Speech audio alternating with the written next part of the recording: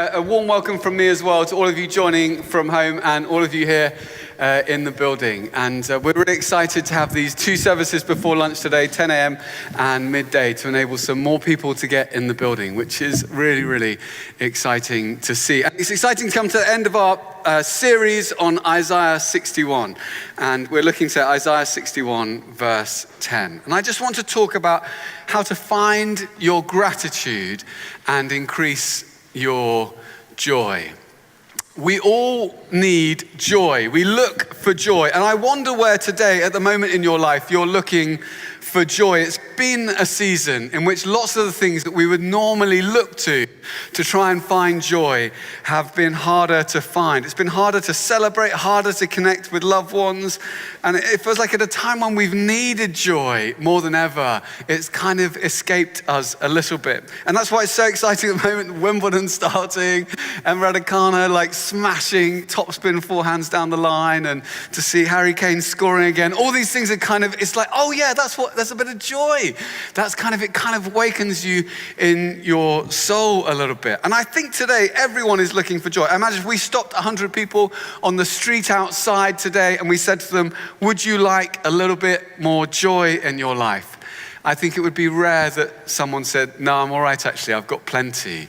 I think we're all looking for a bit more joy. But what distinguishes us as people is where we look for joy, what we imagine when we think of joy, and how we handle this desire for joy we have. And it feels like there's a couple of options if we want more joy in our lives. One is to say, well, actually, let's look at where we want more joy. One way to get more joy is to improve my circumstances.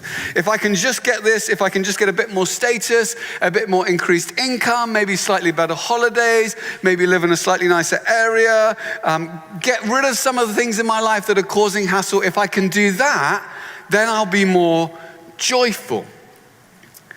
But that makes our hopes of joy quite vulnerable to things which are outside of our control. And it also leaves us open to the fact that we might get some of those things and then find that they don't actually make us as joyful as we hope. So you can try and improve your circumstances. The other option is to lower your expectations. So to say, okay, life is difficult, it's really hard, it's going to be miserable 95% of the time. Just keep going, just keep plugging on. Don't expect to experience much joy in life. It's a little bit like that quote from The Princess Bride. Life is pain, your highness. If anyone says anything different, they're selling something. That's another way to go about it, to reduce your expectations. But the difficulty with that is it's not that inspiring. And also it raises the prospect, if we're always detaching ourselves from the emotional reality in which we're living, then when joy does finally come along, we might not even recognize it. We might have become hardened to it. So how do we find joy? Why do we long for joy if it's so hard to find and so vulnerable to our circumstances? Well, the first thing we see in this verse is that gratitude comes before joy. You'll know that the context is that the people have been in exile. They've been captives. They've returned to the city, and it is in ruins. And they're facing the shame and the despair of that. They're wrestling with grief and loss and trauma, actually. They're surrounded by destruction and devastation. And in that context, Isaiah prophesies, as we've heard, over them, these words of hope and promise for their future. And then we hear the Lord say that in his own voice, the Lord say, I, the Lord, love justice, as we heard last week. And then we have these words that Isaiah responds, speaking on behalf of the community who are still facing these difficulties, still facing these real challenges. The tense shifts from kind of anticipation of hope in the future to the very real present, surrounded by ruins. I delight greatly in the Lord, and my soul rejoices in my God, for he has clothed me, arrayed me. It's not the circumstances surrounding Isaiah that make him delight. So what enables him to rejoice? Rejoice before there's a change in the facts on the ground. Rejoice before the external circumstances seem to improve. To say, I will greatly delight, and not just his lips, but his innermost being. My soul rejoices. It seems that his joy is founded in his gratitude for who God is and what God has done. It's not his joy which makes him grateful. It's his gratitude which makes him joyful. There's a Benedictine monk who says, so often we think it's the other way around, but actually gratitude comes before joy. I often think that when I get what I want, when I'm through this crisis, when life becomes a little bit more straightforward, when all my hopes are fulfilled, when things are just as I would have them be in my space, then of course, I'll be joyful. But so often it doesn't work that way round. When I was training to be a barrister, there were 11 of us kind of competing for one place. And it was a full-on year. It was kind of a year of kind of job interviews and trying to do well in court and then trying to impress people back in the office. And it was quite stressful, quite full-on. And all through the year, I thought, if I can just get this job, then I will be joyful for the rest of my days. Like, this is all I need. If I get this, I'm going to be happy. Nothing else I need ever again in my life. And on the day they made their decision, you had to kind of go and wait, and then they phoned you. And I remember my phone ringing, and I kind of picked up my phone, and I answered it. This is how you answer a phone, just in case you haven't done that for a while. And much easier to send a text these days. And they said, Stephen, we'd love to offer you a place.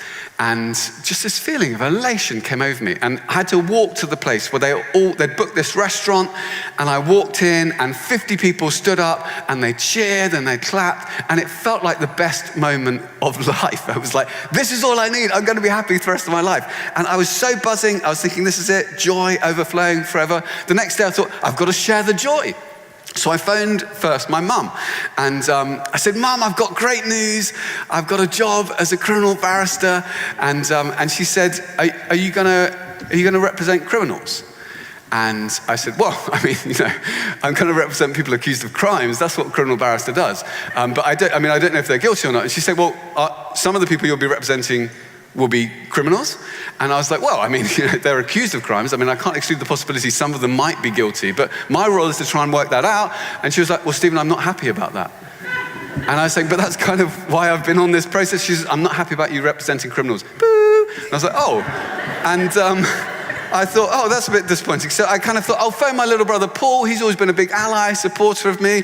So I phone up Paul, and he answers. And I said, Paul, it's really exciting. I've just been given a job as a criminal barrister. He was like, how much money are you going to get paid? And I was like, it's a good question. I don't know, actually. He said, well, how can you not know how much you're going to get paid? And I was like, well, I just don't know exactly how much they're going to pay me. He said, well, what's your salary?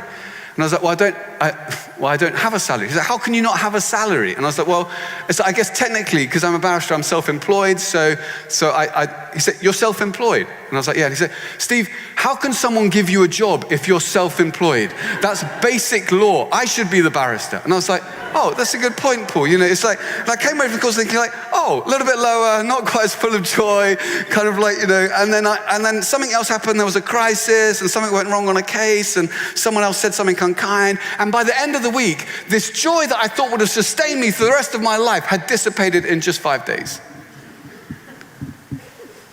So often it's like that in life. Joy that's founded on temporary circumstances dissipates. So what do we do? Well, I think it's a little bit like this. This is how we think about it. This is my visual illustration of joy here. And here we are, just wheeling on. There we are. It's actually got joy written on it, but it's my handwriting, so you might not be able to see it. And what we often think is we think, okay, there's joy, I want joy, and when I've got lots of joy in my life, then I'll be grateful. And so we put all our hopes for, I feel like I've got everyone's attention in the room. You put all our hopes for joy, our hopes and gratitude on our joy, but the difficulty is it's a little bit unstable. It's not very easy for us to influence, can't necessarily bear the weight of all our expectations and hopes. And even if we did get on top of it, it might not sustain us. So it doesn't quite work. But gratitude is different. See, I can influence gratitude. I can be, as Isaiah was, standing in the midst of ruins and yet choose to be grateful. I can establish myself on gratitude. That's secure. I can stand on gratitude and say, no, that's right. Things might not make sense. I might be surrounded by ruins. Things might have gone terribly wrong. My relationships might be falling apart. I might be confused about what's going on at work. This might all look like there's no hope, but I can choose to be grateful, even in the midst of the storm, for who God is, for what he has done in my life. And out of that place of establishing myself on gratitude, that enables joy to well up inside. So that's your kind of little visual illustration there.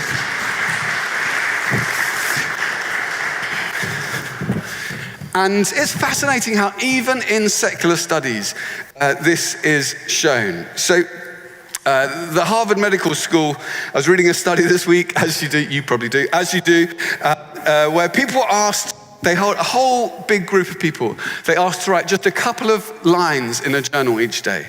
And they split them into 3 groups. The first group was asked to write things they're grateful for, 2 or 3 lines every day for months. Second group was asked to write 2 or 3 lines on what really irritated them on life. The third group was asked to write anything. And what they found, this study found, that the first group, after just a month, experienced greater optimism, felt more joy in their life. And then I find this fascinating, actually visited the doctors less compared to the other 2 groups. And in their conclusions, I find this fascinating. Harvard Medical School said that faith, if you're a person of faith, then deciding to pray on a daily basis might help you cultivate gratitude in your life. Harvard telling you to pray.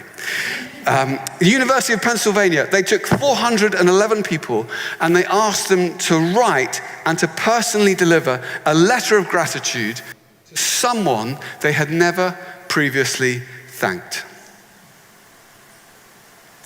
Those people experienced significant increases in their health, in their emotional well-being, the benefits of which lasted over a month.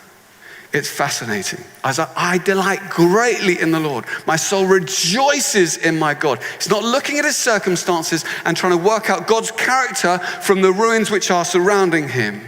He's looking at God's character and then using that to interpret the circumstances in which he's faithful. That God is faithful, that he is good, that he is merciful, that once he's taken hold of you, he's not going to let go of you, that you can trust him even when your life looks like it's in ruins, because he restores, he renews, and he redeems. And though things might not be as I wished or hoped or prayed right now, I can establish myself on a footing of gratitude for who God is in him. In him. You can stand in the midst of great achievements and status and success and not feel grateful, and you'll find that joy escapes you. You can stand in the midst of ruins and dissipation and struggle and disappointment, and in spite of that, feel grateful. And that will lead you to joy. Gratitude comes before joy. But then the second thing we see is that awareness comes before gratitude.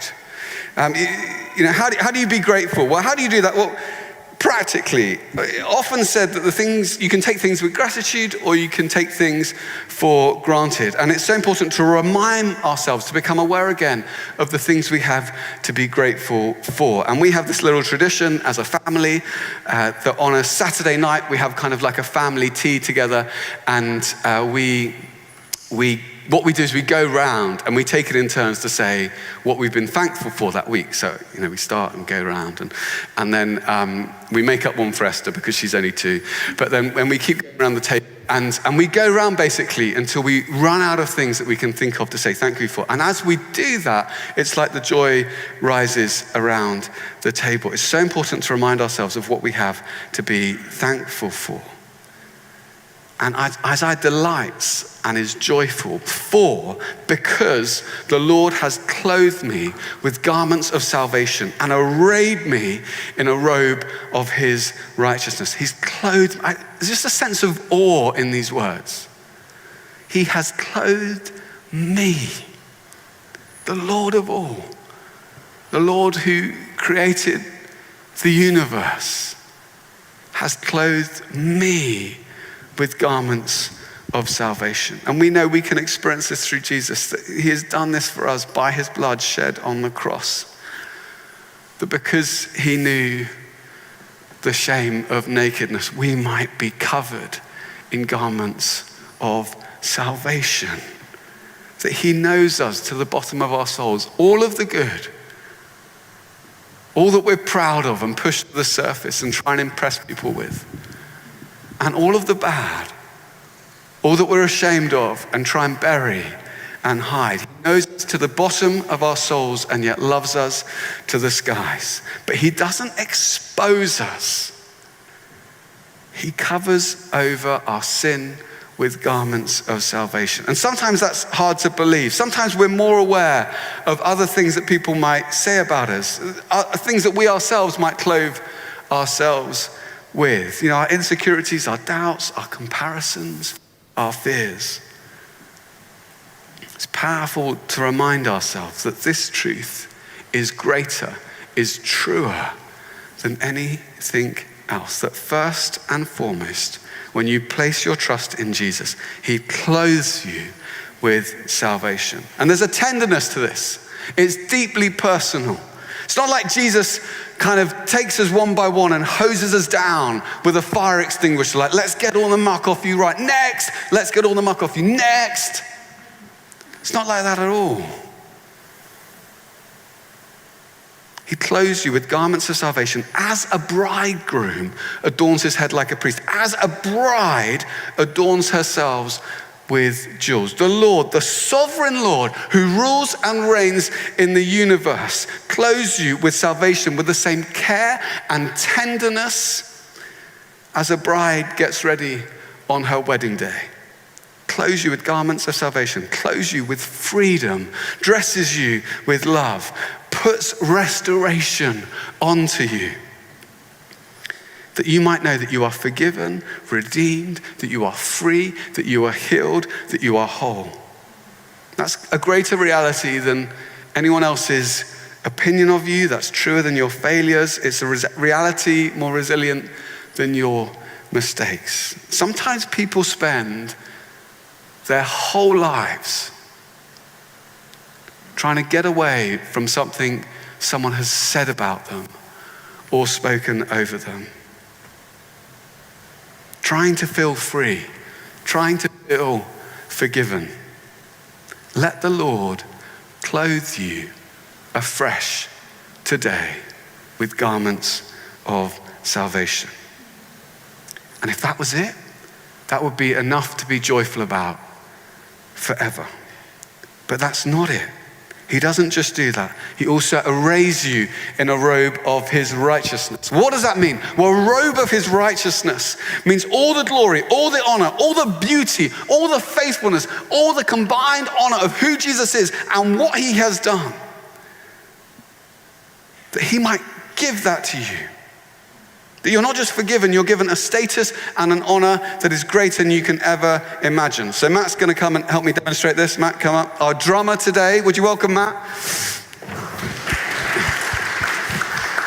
So I want you to imagine, just imagine that Matt and I met for the first time when I was working as a criminal barrister, and Matt had smuggled in kind of 30 kilos of cocaine and been stopped at the border, and that's never happened, has it, Matt? No, you've never smuggled that much cocaine into the country, and so Matt has to plead, and I do my best, and I argue on his behalf, and he gets 12 years in prison, which is actually a very good result. You're very lucky, and so, but I'm just there, and I'm thinking, it's just not right. I just want to do something for him. I feel like he's got his whole life ahead of him, and I just feel deeply moved. And I think, do you know what? And I try and persuade the judge.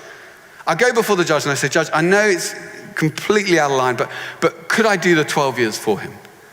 Would you let me do that? Would you let me do the 12 years for him? So the judge, because it's a Friday, is up for anything. So the judge says, okay, I'll let you do the 12 years for him. So the judge lets me take his punishment, and therefore Matt, having faced 12 years in prison, goes free. So that would be a little bit like me kind of clothing him with garments of salvation. Suddenly he's free, and I take the kind of 12 years for him. But then what if I said, well, wait a minute, Matt's going to come out of prison. He's done a bit of time on remand. How's he going to establish himself?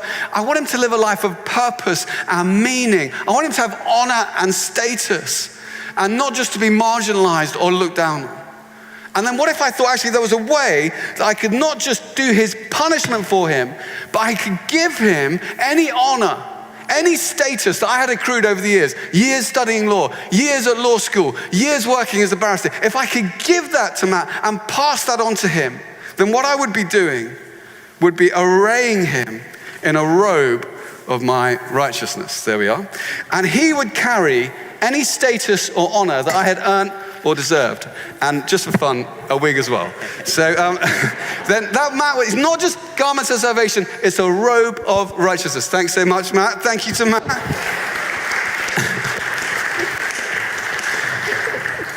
When the Father looks at you, he sees you through the lens of his Son, through the honor that Jesus has, through the beauty he has, and he gives that to you. And you know, there's no greater honor in the universe.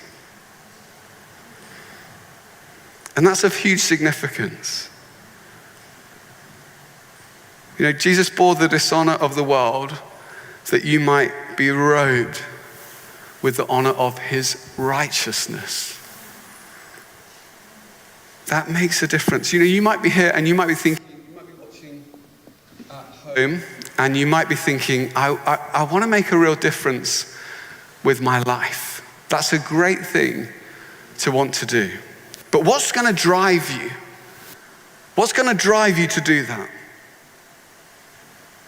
If the foundation of your drive is an insecurity or needing to prove yourself or make a name for yourself, there's going to be a fragility to everything you do.